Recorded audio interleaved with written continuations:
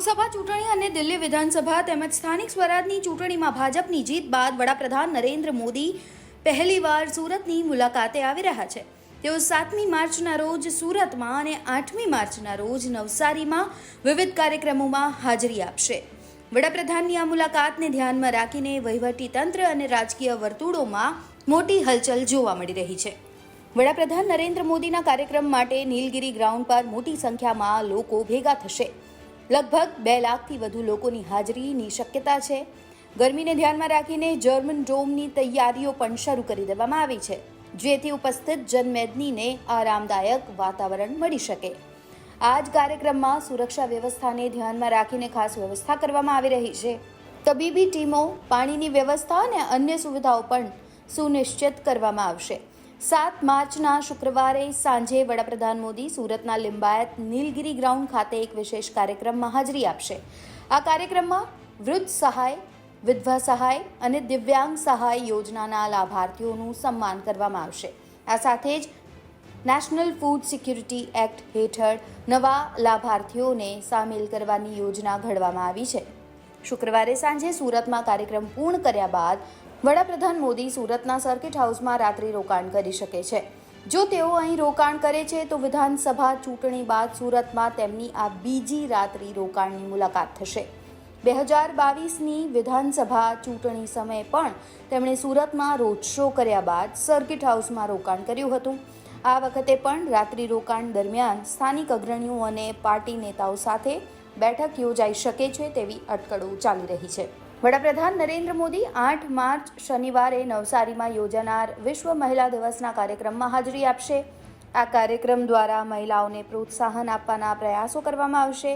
નવસારીના આ કાર્યક્રમ માટે પણ તંત્રની તૈયારીઓ શરૂ થઈ ગઈ છે। પ્રધાનમંત્રી નરેન્દ્ર મોદી સાહેબ 7 માર્ચે સુરત આવી રહ્યા છે। કાર્યક્રમની અમે આયોજન કરી રહ્યા છીએ। કાર્યક્રમ મૂળ છે એ અન્ન સુરક્ષાનો છે। પ્રધાનમંત્રી ગરીબ કલ્યાણ અન્ન યોજના જે પ્રધાનમંત્રી સાહેબની ફ્લેગશિપ સ્કીમ છે, એના અનુસંધાને લાભાર્થીઓને અન્ન સુરક્ષા આપવાનો કાર્યક્રમ છે। વૃદ્ધ પેન્શન સહાય સ્કીમ યોજનાના લાભાર્થીઓને એને પછી આપે લીક કરવાનો કઈ કાર્યક્રમ છે? જી, આમાં તમામ પ્રકારના પાત્રતા ધરાવતા લાભાર્થીઓ છે। વિધવા સહાય યોજના, વૃદ્ધ સહાય યોજના, દિવ્યાંગ સહાય યોજના અને અન્ય જે પણ ગરીબ પરિવારો છે જેમને NFSનો લાભ મળવા પાત્ર છે, એ તમામને લાભ આપવામાં આવશે। વૃદ્ધ પેન્શન સહાય યોજનાની સાથે અન્ય પણ લાભ જી જી જી જી સુરતમાં કેટલા નોંધાયેલા છે? સુરતમાં કુલ આ કાર્યક્રમમાં અંદાજિત 2 લાખ જેટલા લાભાર્થીઓ લાભ લેશે અન્ન સુરક્ષાનો। દેશના વડાપ્રધાન અને વિશ્વવિખ્યાત નેતા આપણા ગુજરાતના પડોતા પુત્ર શ્રી નરેન્દ્રભાઈ મોદી સાહેબ આપણી વચ્ચે લિંબાયત વિધાનસભામાં આવી રહ્યા છે, એ જ અમારા માટે સૌભાગ્ય છે। અને એટલા માટે એમને આવકારવા માટે અહીંયા જ્યારે આ કાર્યક્રમ સરકારી છે, પણ એમને ભારતીય જનતા પાર્ટીના એક કાર્યકર્તા આવકારશે અને રોડ શોમાં ઉપસ્થિત રહેશે। સાથે સાથે આ કાર્યક્રમમાં પણ એમને જોવા માટે, એમની એક ઝલક પામવા માટે લોકો ત્યાં આવશે અને કાર્યક્રમને ચાંદ લગાવી છે। કેમ કે આ આપણા માટે આ ઐતિહાસિક ગ્રાઉન્ડ છે।